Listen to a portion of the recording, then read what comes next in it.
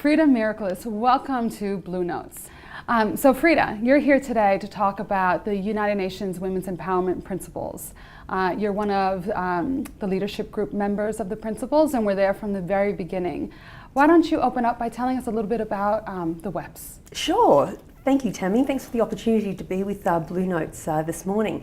The Women's Empowerment Principles are really a joint initiative between UN Women and the UN Global Compact. And they are 7 steps, if you like, for business to be able to implement strategy and ways forward that really empower women. And we all know that equality between men and women is not only the right thing, it's the smart thing to do. And of course, today we have conclusive evidence that really does show that business case between having more women in positions of power and decision making and how that actually links into bottom line performance.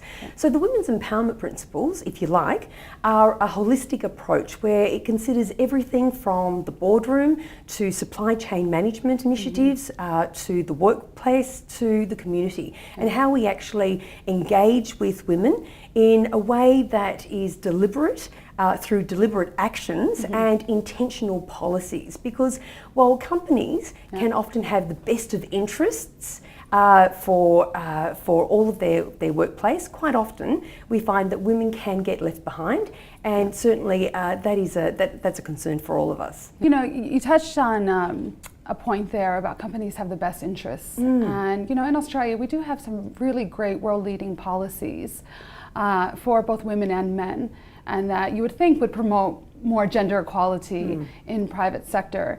Yet a 2016 Global Gender Index report shows that Australia has actually fallen 10 places from 2015 and ranks 46 out of the 144 countries listed.